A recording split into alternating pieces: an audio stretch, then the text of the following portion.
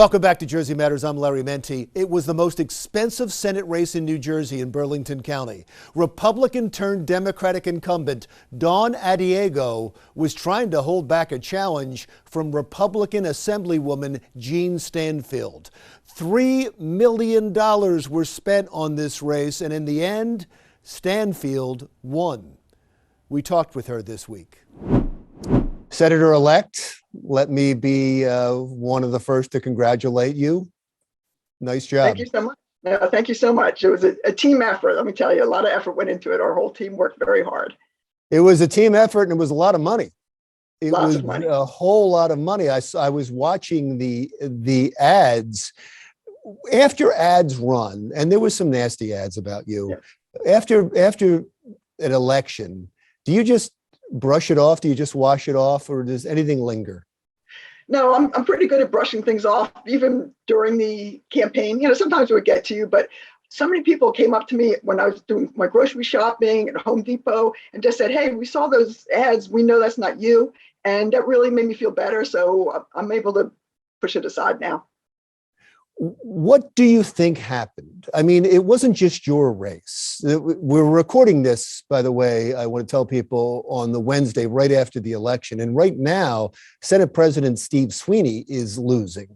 There's Vin Gopal is losing, and the Republicans might pick up 3 seats. Nationally, we saw Republicans doing really well. What do you think is going on? Was your race district specific, or do you think you were part of a national trend? I think it's actually a combination. District specific in the sense that people know me here. I was sheriff for 18 years and assembly person for 2 years. So I do have a deep history here, but definitely part of a bigger picture, because we saw people getting involved in our campaign that were never involved before. And people were looking at the issues that really never followed politics or cared much about government before, because their lives are being affected in the wrong way. And they're upset. So that that motivated people to get out. There was so much enthusiasm. I really haven't seen that.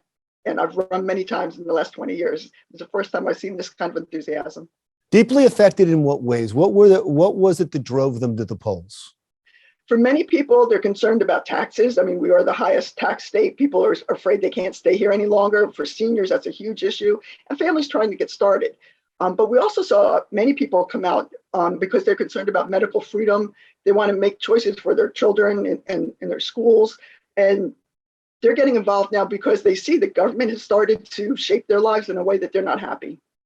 So do you believe it was a party vote? You seem like the things you knocked off were both local problems and national problems, but they were Democratic pushed issues that you're talking about, or a cause and effect because of their policies. So do you believe that they were going out and they were going to vote for the Republican, even though they know you? Yes, I do. I think it's definitely a combination. And for many people who didn't know us and weren't involved before, it's definitely a reaction to vote Republican because they're scared of what's happening under Democratic rule.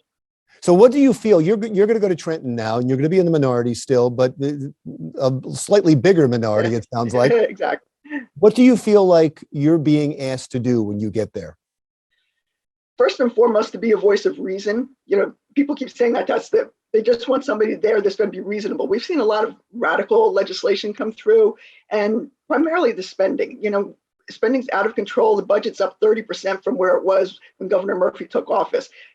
Nobody's home budget went up 30%, and people are really concerned about that. So we need to be able to get in there, have our voices heard, and be able to stop some of this ridiculous spending and make sure the money's going to our schools so that property taxes can go down because schools are getting the money they need.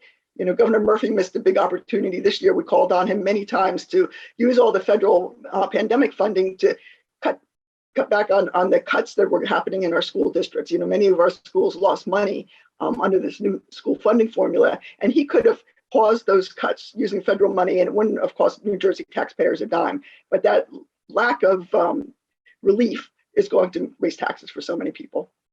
Well, congratulations again. I hope you enjoy your new office, Senator-Elect. I really appreciate it. Thank you so much. Republican Senator-Elect Jean Stanfield. Another close race in Atlantic County for the Senate. We'll talk with the winner next.